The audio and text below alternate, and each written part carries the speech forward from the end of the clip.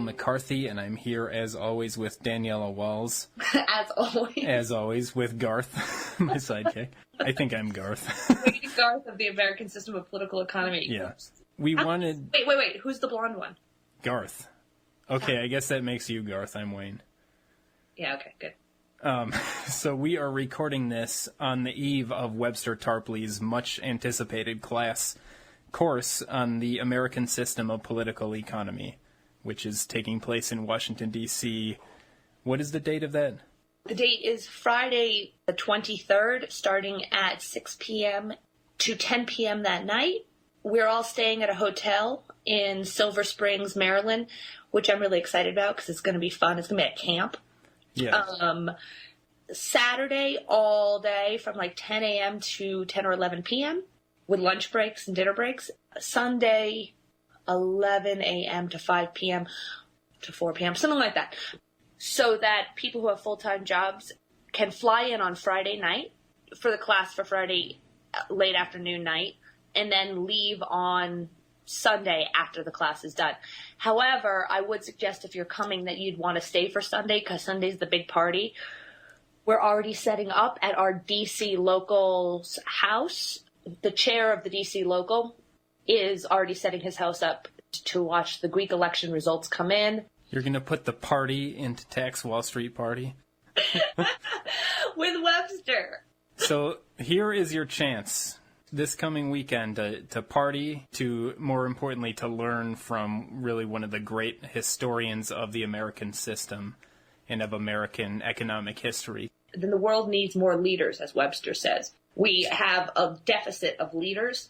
If you have any feeling that you could be a leader, then not just some activist with Occupy, then we're going to have a crew of leaders after this 18-hour intensive that are going to watch Alexis Tsipras.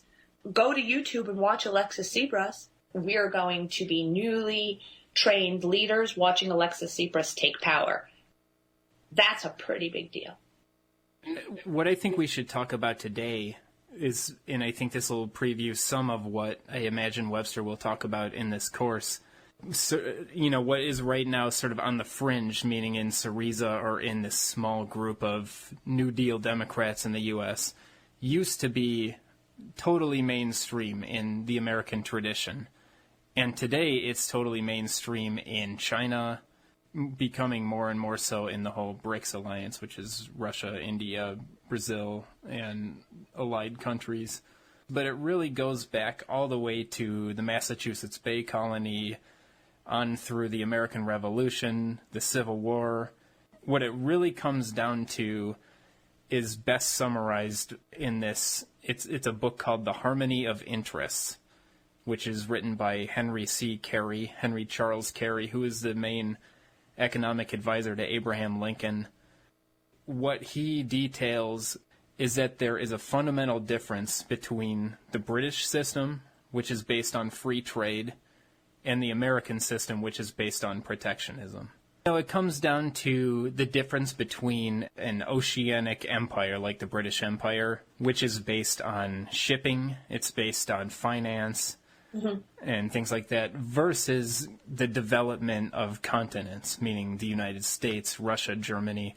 Britain can't sustain itself without shipping, i.e. free trade. The alliance, I just wanted to say that would be amazing, would be Germany, Russia, and America. And China. And anyone else. I mean, it's really... And anybody else. But the thing is, Britain just tries to hold everybody down with propaganda and war. Mm-hmm. It's just so tiresome. Imagine... You see, here's the difference that I think. I know what you're going to say about the land empire versus the sea empire. Mm-hmm. And I'd like you to get into that because most people don't even know what that dynamic's all about. But what I just want to say, the British ruling class, you have to think of the culture. Their entire culture is that everybody besides the elite, British elite, are scum and need to be controlled. In Britain, they don't like people. They don't even like themselves. Yeah, they don't like themselves. They're sexually dysfunctional. They're mentally dysfunctional. They don't have good food. They are not a really happy culture. I'm reading Webster Tarpley's Bush biography as George H.W. Bush, the unauthorized biography that was written back in the late 80s, and he gets into the dynamics of this a lot and how the U.S. aristocracy is really an extension of the British aristocracy. If you go back to the 20s, 30s, 40s, when Prescott Bush was a very influential figure in America, he is really a puppet of the Harriman family. The Harriman family was sort of interbred and interrelated to the Brown brothers, which was a British shipping interest that shipped like 75% of the cotton between the American South and British mills. You can keep tracing this back. J.P. Morgan is kind of a British satellite. It all comes out of the British banking establishment and, financiers and cartels that seed the American aristocracy, which would be these people like the Harrimans, the Bushes.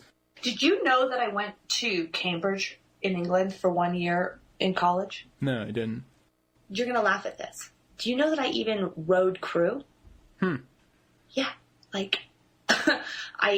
got an academic scholarship. It was an exchange program between the school I was going to, and then... Were you the little tiny guy that goes in the front? What's that called? Like the coxswain or something? No, but that's really funny. But I was a terrible rower and let down the whole team. The worst one.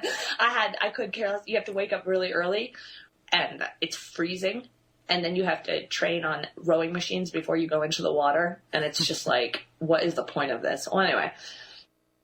that's where WASP culture stems from. Have you ever heard the old saying that wasps like their dogs better than people? Mm-mm. I would say that the WASP culture in America is similar to the culture of the elite British. You never see in a WASP family them hugging or being warm. Right. You see the mother out walking with her dogs, and everything's very compartmentalized.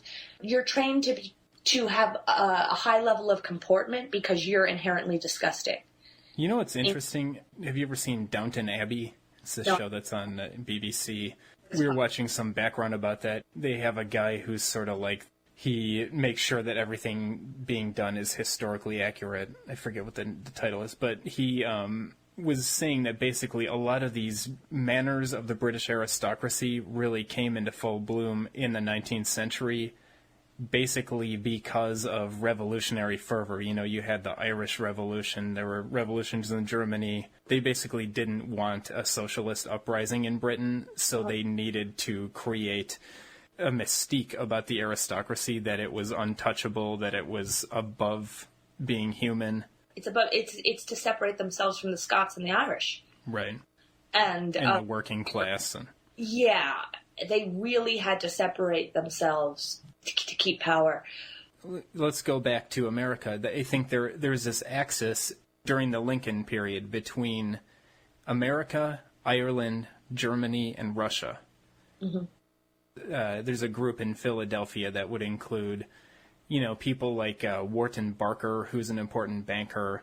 It would include some of the Gilded Age titans, people like, to an extent, Carnegie, and people whose interest is to develop the continent. And so Henry Charles Carey is an Irish-American economist. He's got all these liaisons between Ireland, in Germany. One of his students is this guy, Friedrich List, who is one of the most important ever German economists. He advises von Bismarck on how to use protectionism to develop Germany. He brings in people like Dmitry Mendeleev, you might know from the periodic table of elements, but he's also sort of an important Russian cultural figure, an economic figure, and he brings back to the Tsar these same ideas. They are collaborating on everything from the technical aspects of railroad and locomotive design and the steel industry and things like that, all the way down to economics, the use of tariffs, the use of national banking. The reason it's called the American system, and this was a term coined by Henry Clay, who is kind of the mentor to Abraham Lincoln, is it comes out of America, and it's America that seeds Germany, that seeds Russia, that seeds Ireland with these ideas of sort of a republican government, the purpose of which is to foster industrial production and agriculture, rising standards of living, and a limited role for finance. This was the key to the success of the American Revolution. It was the key to the success of the Civil War, the Union in the Civil War. It's really like this is the fundamental tradition of America, and everything else is the British trying to claw back power and regain America basically as a colony. I have a German friend she goes, you don't understand what it's like to be German. People look down on us. There's a lot of racism. And it's because it's an important geographical position, Germany, and you can go back into the 30 Years' War and into just look at a map of Germany before German unification, and it looks like shattered glass. Like it's always been a real battleground because it's sort of the center of Europe geographically. But also, German culture has produced, in my opinion, the best scientific thinkers in history, the best mathematicians. To be a scientist, you had to know German. Right. So you could go over and study with German scientists. Even going all the way back to, I think John Adams wanted to make German the official language of the United States before the Constitution. But a lot of these people, his son, John Quincy Adams, was the ambassador to Russia. There was a really important strategic connection between America, Germany, Russia, and then look who's always, throughout the 19th and 20th centuries, why are these countries always fighting? Well, it's because they are a huge threat to the British Empire, which is based on finance and piracy on the high seas. Mm-hmm. And it ties into Webster Tarpley's current theory about the Charlie Hebdo attacks. Right. It's because France was trying to be independent, saying we don't want to continue to sanction Russia. Mm-hmm. All of a sudden, Britain comes in with their propaganda machine, Charlie Hebdo. Yeah, and France is a country that also has sort of vacillated between wanting to be part of an empire or have its own empire and colonial interests versus wanting to follow that same Republican model. I've been reading some things about China lately, and I think it's clear that China is much, much more similar to the American system than any other country right now. You might be able to find a small example like Libya or something like that, but China has used the American techniques. They've used the protective tariff to foster an infant auto industry because they want to sell Chinese cars rather than Fords. They've used that to build up their steel industry, is now the biggest in the world with I think 55% of global steel production. And didn't you send me an article today that said that from China that coal is out and thorium energy is in? Yep, they're pursuing thorium reactors. They've got more uranium reactors under construction than any other place. I don't think we can say China is some kind of a paradise, but look where it came from, where it was basically a closed society with no living standards to where it is now. They've used more cement in the last 3 years than the U.S. used in the last century. They are using the American system to develop their country as fast as possible. I don't think they can. So they've got the tariff. They've got a system of state-owned or state-supported banks. They've got like an agricultural bank to give low-interest loans. They've got industrial and infrastructure banks. Import bank that all the libertarians or the world's biggest export-import bank, right, to finance exporting. Yeah, some of the left liberals like Sanders and Alan Grayson are against it for the reasons of, it's helping big business as opposed to small business, meaning like they give a lot of loans to Boeing or whatever. The point is that we only have one and China has four. Right. They have price supports for agriculture, which is something that we've consistently been arguing for, where basically the government steps in and guarantees to purchase your corn or wheat or whatever at such and such a price. The rates they pay are much higher than the going market rates in the world. And basically that's, again, it's to develop their agricultural industries to get people out of being peasants and towards some basic mechanization of farming, but in a way where people can run a family farm. So they're doing a lot of things right. I'm not going to comment on the human rights issues and stuff. A lot of it is propaganda. A lot of it you can't defend. They're developing and trying to get people out of the peasant class, and we're sitting here struggling with the Reverend Pinckney case in Benton Harbor, where the ruling class in America wants to turn us all into serfs and peasants. Mm-hmm. Instead of giving us jobs, send us all to prison to be for slave labor. So we're going completely in opposite directions. You know, and a lot of people say, you know, if you go back to look at these reports from the Rockefeller Foundation and you see, you know, even the role of people like Henry Kissinger in opening up China in the 70s, I think there was this idea that, well, we're going to use China as our free trade paradise, and it's going to be a low-wage country. We're going to move finance there, and basically we're going to crash America, you know, bring all the prices down. Then we'll use Chinese money to buy America up on the cheap. There's some element of that going on, but at the same time, China is not monolithic. There are different factions. They're not really playing along with that, which is why the Americans are pursuing stuff like this Trans-Pacific Partnership. Because now America is saying, well, you know, we can't get anything done in China anymore, so let's move on to Thailand, Vietnam, Cambodia. Mm-hmm. They've sort of created a ring around China to try to cut off some of their customers and find lower wages. So I think this idea of China is the leader of the New World Order might have been plausible in 2001, but now China is back to the point. What does that even mean, China's the leader of the New World Order? The New World Order is British imperialism. People talk about this. So it's a continuation of the Old World Order. Yeah, the New World Order is the Old World Order. The first person to really use the phrase is H.G. Wells, where in his book, The New World Order. But if you look at what did he mean by it, what did Hitler mean by it, what did George Bush mean by it, it's basically Anglo-American finance running the world. Why would anybody say that China is a seat of the New World Order? I think because people just think that there's like a shadowy council of, you know, lizard people that runs the world from a round desk that only seats 12 people, or that they've just moved to China and now China is going to tell everybody what to do. Well, China doesn't want to tell everybody what to do. It just wants to make a lot of stuff and make a lot of money.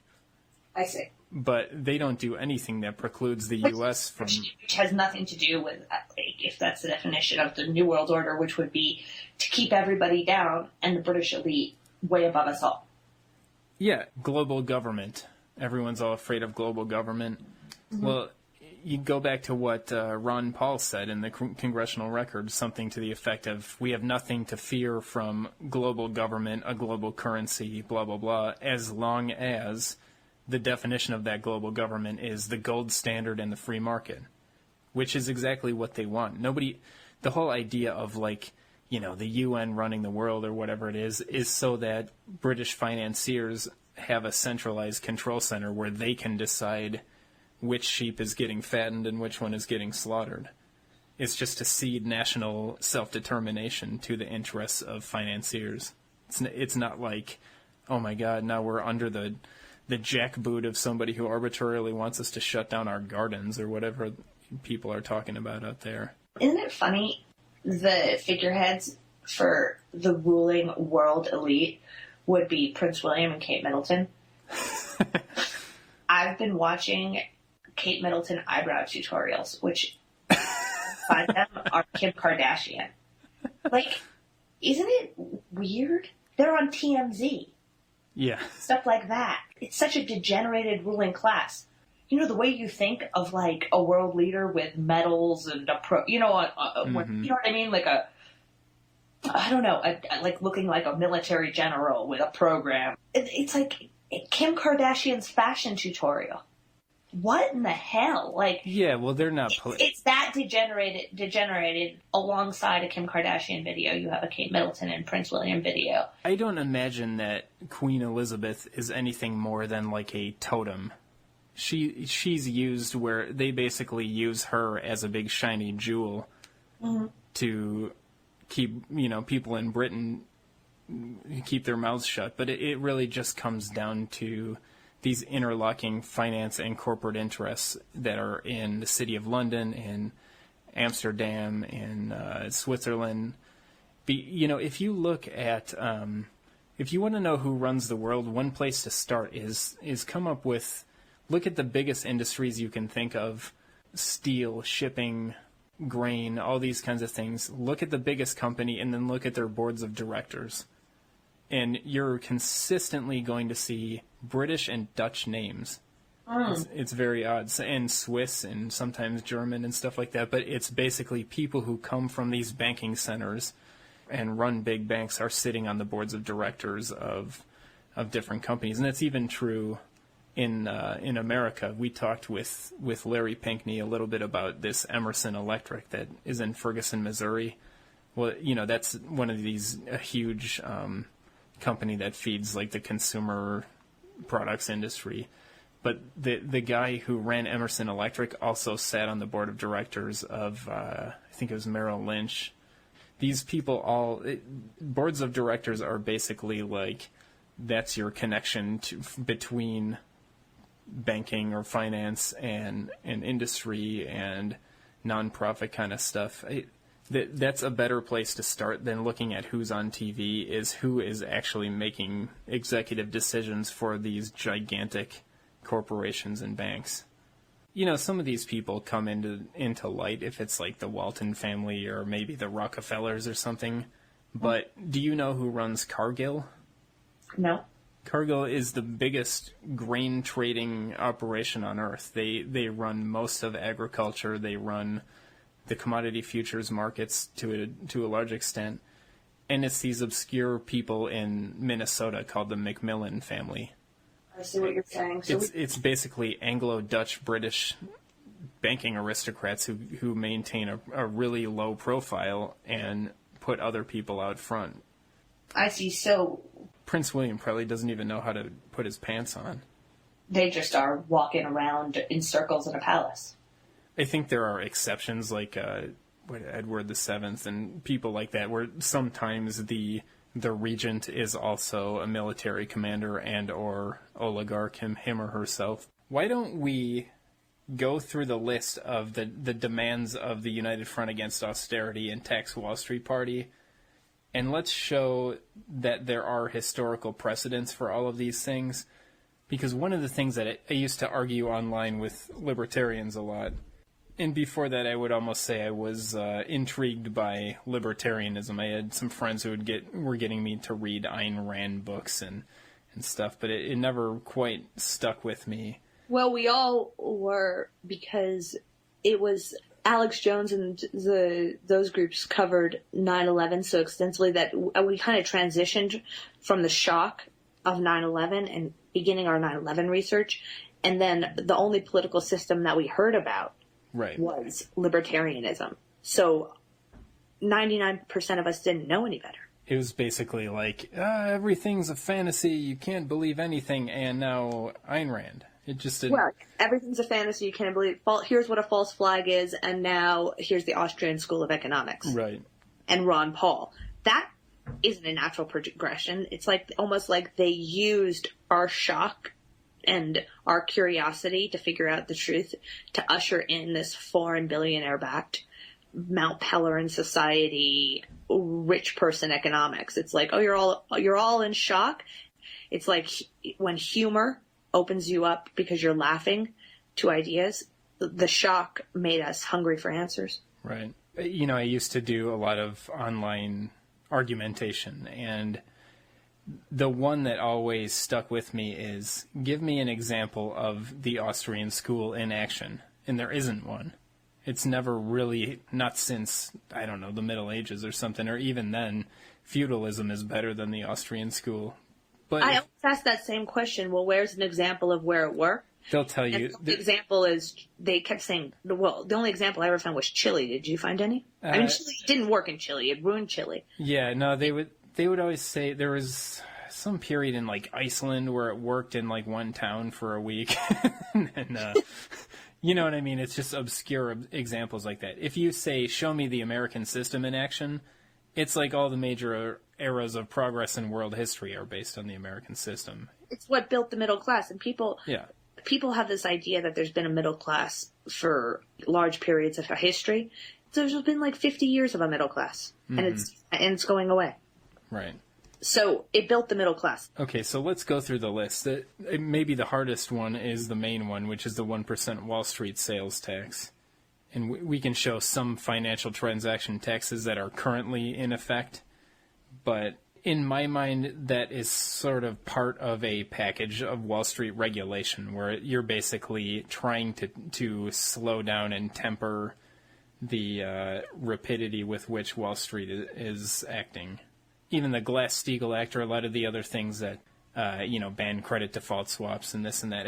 I see the Wall Street sales tax partly to raise revenue, and it's partly to slow down the gears of flash trading. Yeah, so that you force more temperate decisions of speculators so that they get more into... The whole goal of the Tax Wall Street Party, the United Front Against Austerity, is that we have a extremely tilted playing field. Mm-hmm. There should be an equilibrium between speculation. Well, I mean, more than an equilibrium. I mean, there should be more production than speculation. But let's just say that we were at least looking for an equilibrium on a level playing field between production and speculation. Right now, we are so heavily tilted towards speculation, it's like 90-1. Right.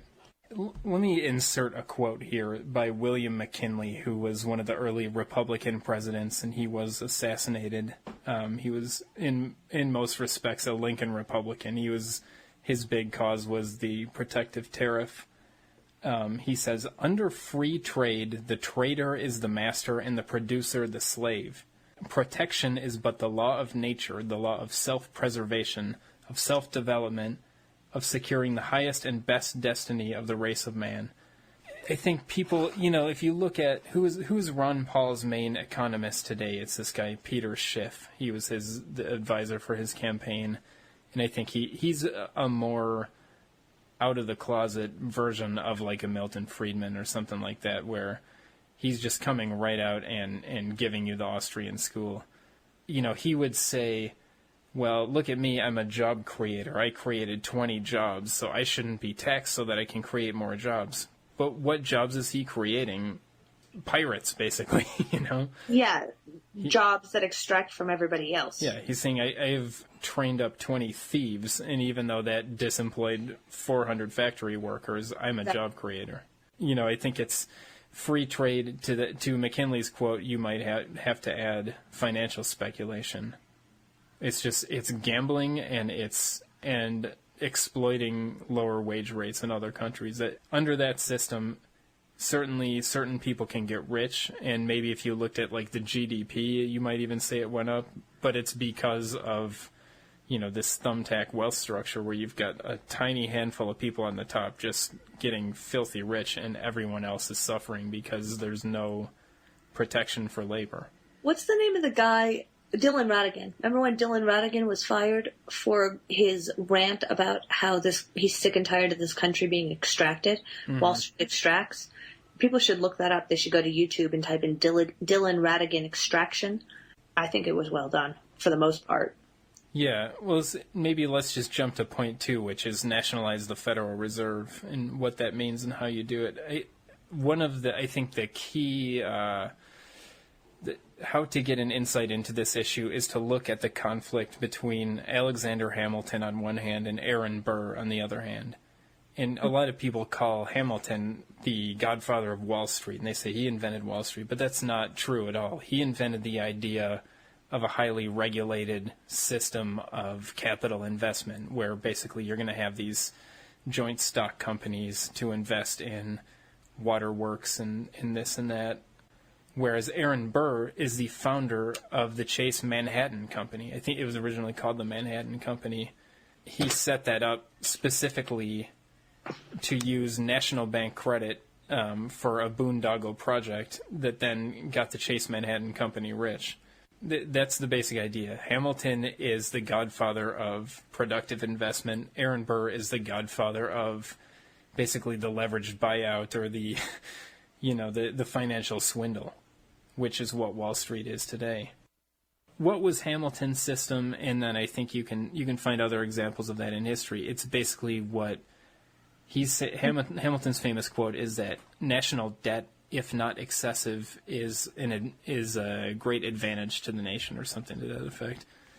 Mm-hmm. And what that means is that when you create new credit as a debt, if I am Uncle Sam and I say I'm going to create $4 trillion and I'm going to lend it to the states are going to use that new cash to build infrastructure, and then they're going to pay it back to me in the form of taxes. The reason they can do that is because that money is not going into the bank accounts of the super rich. It's going into the real economy. It's needed to build, the steel and create the concrete and the glass and whatever to build all this infrastructure. And because that creates employment and higher incomes, then over a long period of time, it comes back and pays itself many times over. It also increases the value of our country. Right. And it makes it so that each one of those dollars is worth less every year because the power of labor is stronger, and because basically it lifts labor up and drives down the value of the capital. That's the idea of Hamilton, is to create this circulating system of public credit where you are lending money into existence. You're not spending it, you're not giving it away, but you are creating a debt as credit, and you're extending that for the purpose of physical production, for infrastructure. And, the Hamilton National Bank finance all kinds of stuff, from bridges, canals, roadways, waterways, all this kind of stuff, to industrial projects. In this country, if we want to end free trade, we also need a lot of money to bring back these factories. Agriculture. And I was reading Gore Vidal's book, Empire. Mm-hmm. It was interesting, the scope of the New Deal. I didn't realize it was so vast, that we were doing projects in South America as well. Mm-hmm. With the amount of things that were built, was astonishing in a short period of time. Yeah, and you can look at China today to see something like the New Deal in action, where they've got, the world's longest bridge, the world's highest bridge, the world's whatever, this, that, and the other. They're just basically smashing every record in the books by putting public credit to work in infrastructure. And you'll find a lot of people saying, well, these are all boondoggles. And, it's like one thing that Webster Tarpley would say is this idea of the bridge to nowhere. Well, once you build it, it's a bridge to somewhere, Why do people call the China's development projects boondoggles? Because today China doesn't have the consumer power, basically, to make full use of all of these things. If they're going to build a rail line from point A to point B, well, there's not enough stuff going on in point B. Well, the point is when you have a rail line, now there's going to be stuff going on in point B. Exactly. So with the Federal Reserve, it's just the important thing to emphasize is that A, it's lending, not spending, and B, it's interest-free public credit. And so this was Hamilton's system. This was kind of Lincoln's system. His was more based on just spending money into existence on infrastructure, this whole greenback thing. But then two other people in more recent times that proposed this very same thing, oddly enough, were Henry Ford and Thomas Edison. And they were talking about it in relation to this Muscle Shoals project that they were building. It was basically a Ford auto factory. They came out into public in the New York Times and other. Edison has a whole report on this, basically saying the Federal Reserve needs to be nationalized to issue interest-free long-term public credit for infrastructure and industry. Ford and Edison are saying we need to nationalize the Federal Reserve, and we're going to use it to issue long-term interest-free public credit to build things like this Muscle Shoals project. So, the related infrastructure, the industrial loan. And basically what all they're saying is, why is it okay to use the public credit to borrow from Wall Street, but it's not okay to use the public credit to lend directly to the projects that are... Why do we need Wall Street as a middleman? And, I suppose someone like Peter Schiff or something would say, well, Wall Street is taking the risk, and you need somebody to manage that risk and blah, blah, blah. But the point they're making is that this is a big project of national interest. There's no reason to get Wall Street in the middle, and obviously the reason is Wall Street wants to make a bunch of money off of me, Henry Ford. And this is on the United Front Against Austerity website. His sort of historical references for this are, one of them is Wilhelm Lautenbach, who was a German economist shortly before the Nazis came into power, and he said his proposal was exactly what the United Front Against Austerity and Tax Wall Street Party proposed. He basically just said, create a huge volume of interest-free public credit, use it to build things like the Autobahn, which they did, and to reindustrialize Germany, to get us, basically get rid of this Versailles war debt and reindustrialize the country. The other one is this Vladimir Voitinsky, who was like a labor leader, who was saying to basically do the same thing for Europe after World War II. So this is to nationalize the Federal Reserve, or just the concept of lending public credit for the purpose of building your industry and your infrastructure. It has a long history, both in theory and practice, from the most prominent people in history, basically. People sometimes ask why we called our party the Tax Wall Street Party instead of calling it Nationalize the Fed Party. Mm-hmm. It's because Nationalize the Fed, as we've talked about, is almost one of our bigger demands. The Fed is also a part of Wall Street, and we're trying to concentrate on that. And also, people don't know that the Federal Reserve is private still. Yeah, if you had to go with the strongest demand, I think basically seizing and using the Federal Reserve is much stronger than the Wall Street sale. The Wall Street sales tax, you put on 1%, and you're talking a couple $100 billion every year, which is a lot of money. But nationalizing the Fed, basically you can put as much money in the economy as the economy can handle. I'd have to argue, though, that it's more than a couple $100 billion, because look at the bill that Van Hollen just introduced. He worked hard to prove the estimated revenue, and it's 0.1%, so 1/10 of what we're asking on just stocks, which is only a small percentage of what's traded on Wall Street these days. His figure is that it will yield $80 billion annually. Okay. So 0.1% on just stocks yields $80 billion. I wonder if the figure is much higher. Yeah, it's hard to figure out. I mean, I always go off of this study that was done by that CEPR. It's the Center for Economic and Policy Research. Uh-huh. They went off the Harkin de Fazio tax, which is, I think it's 0.3% on stocks and bonds, and then the derivatives is like 0.1%. It's the same setup as ours, but it's lower. And their estimate was something like 200 billion. I think there's only so much to be skimmed off the top, where, let's say, the cap might be $1 trillion a year. That's a ton of money. Yeah, but don't we also have to figure in how much is going to be left in the economy if we slow down the gears of high-speed trading? Right. So, regardless, this is kind of your 1-2 punch. Mm-hmm.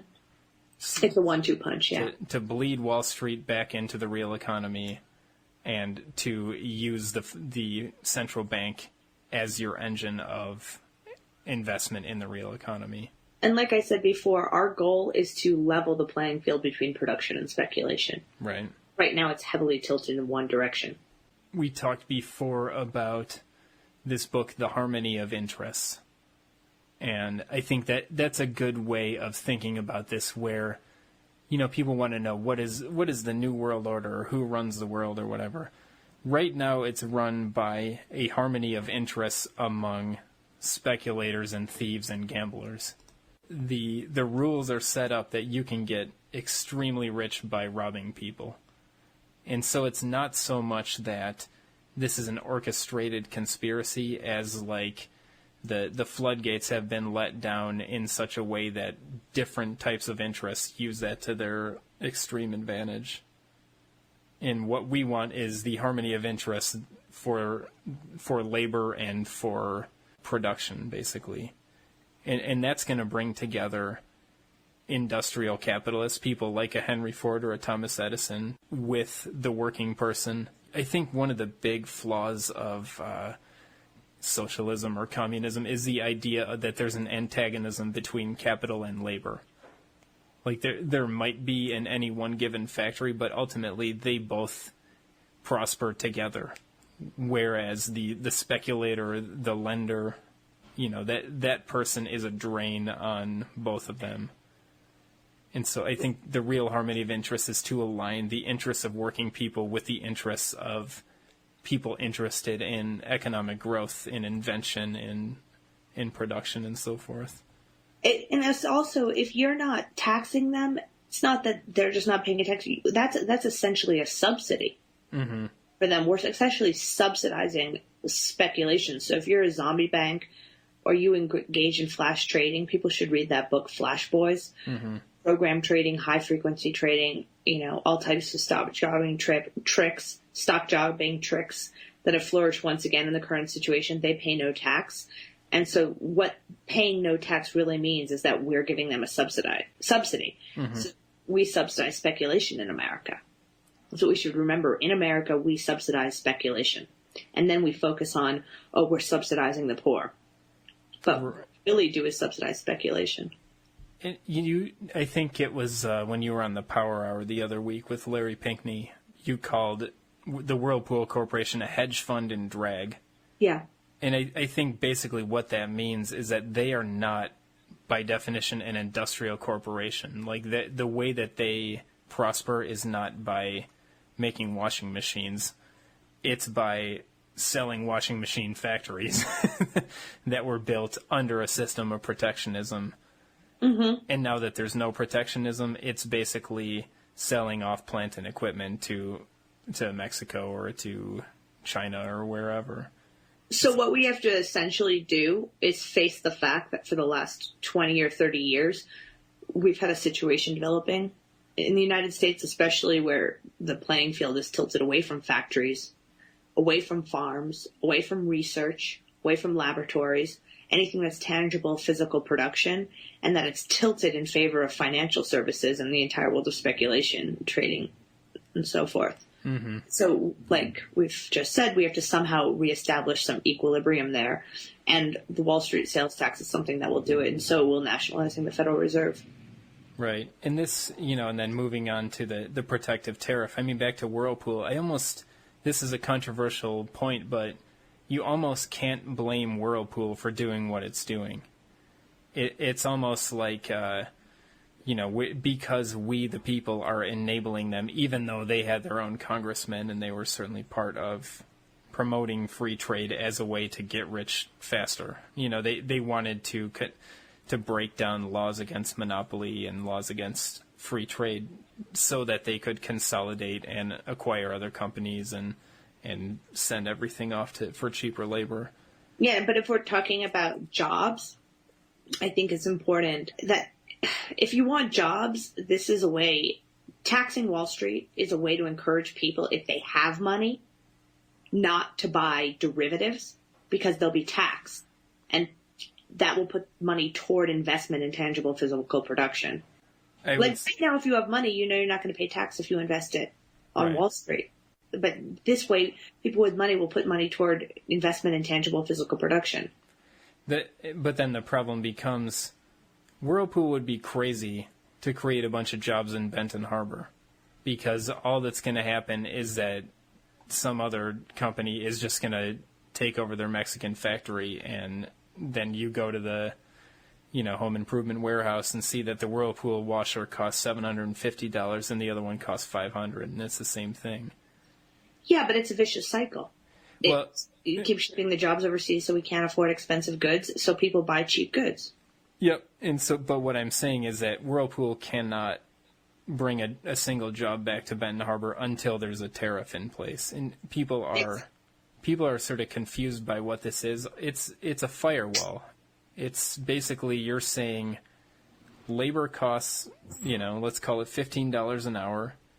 And so we cannot afford to compete with $2 an hour. So what we're going to do is put a tax on any imported good or service paid by the buyer and use that to reinvest in the economy. And so if Whirlpool has let's call it a 15% tariff, then they've got to factor in the cost of shipping, the costs of the tariff, and all that stuff, and are going to, if the tariff is set at the right level, then they say, well, this is a waste of time. Let's just make these things in Benton Harbor and save all these costs. Yeah, and then there's also the cost of how much have we lost in these Wall Street panics that have been based exclusively on flash trading. Like we've come to the brink several times already with flash trading. And now, if we have some financial panic breaking out, this time we'll have it with derivatives, which we had in 2008, and now with flash trading speeds going up that weren't available to them in 2008, it might be a lot worse. So we got to get flash trading, I think, off the board. Mm-hmm. People don't know that, back in 2008, we weren't even used to at that time the speeds that we have now. Mm-hmm. So the tariff, what's the historical validation for the tariff? I think Abraham Lincoln is the first place to look, where at that time, Britain was the workshop to the world, and the Republicans came in and put up tariffs that during the middle of the Civil War got as high as 60%, a 60% tax on imports across the board.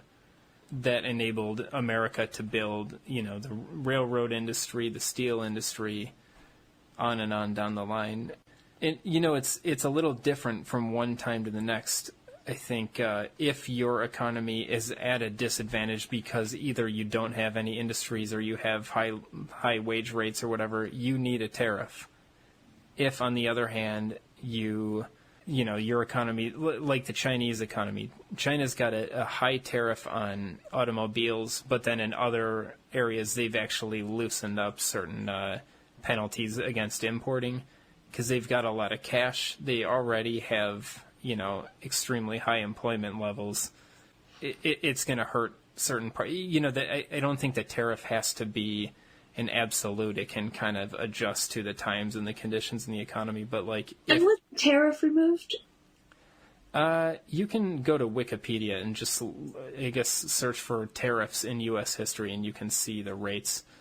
But it kind of has come and gone. The high point in history was during the Civil War, but then you get, right around 1920, again right around 1929 with so after the Civil War, you have some period where the Republicans get beat back a little bit, but then it comes back in 1920. You get Warren Harding, who's a Lincoln admirer, he brings in this Fordney-McCumber tariff, which is helpful in American industry in the 20s. You get the Smoot-Hawley tariff, which gets much maligned by libertarians, but they don't point out the fact that all other countries in the Western world fare worse than the U.S. during the period of the Great Depression, and part of the reason is tariff protection.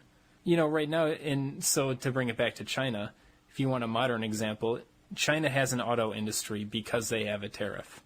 Period, end of story. Otherwise, Ford would continue to just dump cheaper cars on them, and they would never basically have the protection they need to incubate a small industry. And it's the same way that China went from not really having a steel industry 10 years ago to today having the world's biggest steel industry. Basically, what people should care about is that if things keep going the way they're going, China's just going to blow us away, and we're going to be a bereft nation. And I'm not so sure that China has the same charitable spirit that America had during the Civil War, where they're looking for, maybe towards some of their trading partners like Russia. But China's not trying to figure out how they can help lift up America. They're trying to figure out how they can crush America. So we need to get the picture and start the peace race, so that right. we don't have to try to hurt China. It's good for them to prosper, but it's also good for us to prosper, and we should be trying to prosper more than they are. Yeah. We've been used to freedoms and a middle class standard of living, so I don't know if we're going to be able to go down to the levels of Jakarta, but things can get really bad before people start making demands. Yeah. And people can live eating dirt by the side of a railroad track.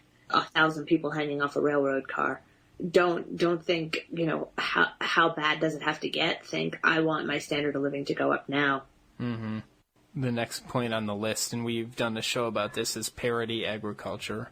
One note that I'd throw back in here about Thomas Edison, part of his plan to nationalize the Federal Reserve was basically the Fed should pay fair rates for grain and then use that grain as collateral to issue interest-free loans to farmers. So basically, you deliver your, 1,000 bushels of wheat to a public granary. We're going to give you the fair value in credit so that you can then invest in your next tractor and in your seed for next year. And then you can come and redeem the grain when you've got the money back. So, which is kind of interesting. But this was, fair prices for grain have also been used throughout history. I mean, in the U.S., the period would be the New Deal, but it was also the basis of the populist movement. The Omaha platform is largely based on this. Which is the platform that became what we know to be the Democratic Party nowadays. Yep. Even though it's been... Hold on one second. So you were just saying that it's the same platform it became the Democratic Party. Became the Democratic Party, even though it's been polluted all the way down the line, just like the Republican Party has been. And it was also in the 1930s. It comes in the U.S. It's an obvious reaction to the lack of a prosperous farm sector. It also was used recently by Bashar Assad, and you can track. It's interesting. If people want to understand things, a lot of the times you're going to need to dig into statistics, and you can look at. There are copious statistics kept on things like exports and imports. Look at the imports and the exports of Syrian grain, and then try to pinpoint changes in policy to support grain prices, and you'll see that the Syrian domestic production of wheat went up dramatically when Assad came in and put price supports, price floors underneath the grain. Same thing in China today. They've had these going on for about a decade. Yeah, why is it such a big deal for Anglo-American finance capital? Why do they care so much about parity grain prices? Because, for one thing, it is a huge moneymaker. I mean, this is Jimmy Carter's Secretary of Agriculture has this quote where he says that the Japanese and the British view America as a grain colony. And it's true. I mean, America is still the biggest exporter of grain. We don't make as much money off of it as we could because the price is so damn low. But Wall Street makes a ton of money in the commodity futures markets, in things like currency trading. Beyond that, it is a political tool. Because if Syria or if Egypt or whoever can't grow their own food, we're exporting the food to them at a price lower than anyone else can. Now they're dependent on us for their survival. I see. And it's the same thing with India. You look at, why did they try to get these... They try to get all the Indian farmers away from family farms and into growing cotton or whatever. Basically, it's because we want them to be enslaved by our foreign policy, which is based on cheap food. So it's another form of foreign policy enslavement. Yeah. Yeah, and there are some good books on this, and there are... it has multiple purposes, one of which is the money, but then it's also, you look at what happened in Ukraine recently. Why were they so interested in Ukraine? You can look at, I think it's the Ukrainian American Business Council or something like that, or you look at these different foundations that were part of this whole process, and who is attending the meetings, who's not sitting on the board, and it's all agricultural companies. And Ukraine is it's like the Iowa of Eastern Europe. It's like they've got this thing called the Black Earth region that's a very productive wheat growing area. So one more reason to keep other countries dependent. Can we wrap is it time to wrap it up? Yeah, we should probably wrap it up. Okay, can I wrap it up with something mysterious about Webster class? So thanks for, what was I going to say? Thanks for doing the show. Thanks for your boring soliloquy. Let's continue this discussion in the next episode. If we can, I'm about to get on a plane right now to go to Webster Tarpley's 16-hour course in Washington, D.C., and I will be there in a few hours, or hope to see some of you in Washington, D.C. in the next few hours. I regret that I can't be at this course because I think it's going to be interesting not just to people who follow Webster Tarpley, but anybody. It's going to unveil to you the secret history of the United States. What made the United States the powerhouse it became? What are they not teaching you in school? Why is economics the center of all political life? It used to be called not economics, but political economy. Economy is the job of the state. And I think Webster is probably the best historian on earth to talk about the American system right now, and which is the hope of salvation for this country. Yes, I agree. Yeah. Okay, so I will see you after the weekend. Talk to you then, Kyle. Peace.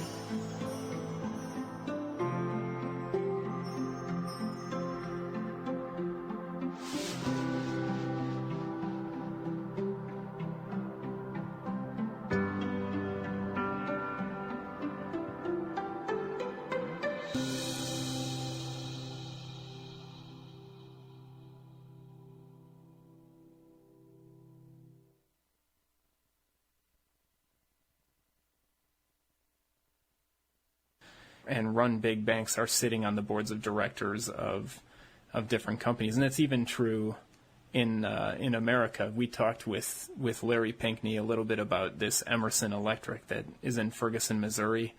Well, that's one of these a huge company that feeds like the consumer products industry.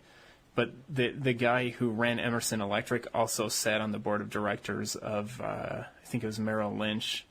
These people boards of directors are basically like, that's your connection between banking or finance and industry and nonprofit kind of stuff. That's a better place to start than looking at who's on TV, is who is actually making executive decisions for these gigantic corporations and banks. Some of these people come into light if it's like the Walton family or maybe the Rockefellers or something. But do you know who runs Cargill? No. Cargill is the biggest grain trading operation on earth. They run most of agriculture. They run the commodity futures markets to a large extent. And it's these obscure people in Minnesota called the McMillan family. I see what you're saying. So it's basically Anglo-Dutch British banking aristocrats who maintain a really low profile and put other people out front. I see. So Prince William probably doesn't even know how to put his pants on. They just are walking around in circles in a palace. I think there are exceptions like Edward VII and people like that, where sometimes the regent is also a military commander and or oligarch, him or herself. Why don't we go through the list of the demands of the United Front Against Austerity and Tax Wall Street Party, and let's show that there are historical precedents for all of these things. Because one of the things that I used to argue online with libertarians a lot, and before that I would almost say I was intrigued by libertarianism. I had some friends who were getting me to read Ayn Rand books and stuff, but it never quite stuck with me. Well, we all were, because it was Alex Jones and those groups covered 9/11 so extensively that we kind of transitioned from the shock of 9/11 and beginning our 9/11 research, and then the only political system that we heard about right. was libertarianism. So 99% of us didn't know any better. It was basically like, everything's a fantasy, you can't believe anything, and now Ayn Rand. It just didn't... Well, everything's a fantasy, you can't believe... Here's what a false flag is, and now here's the Austrian School of Economics. Right.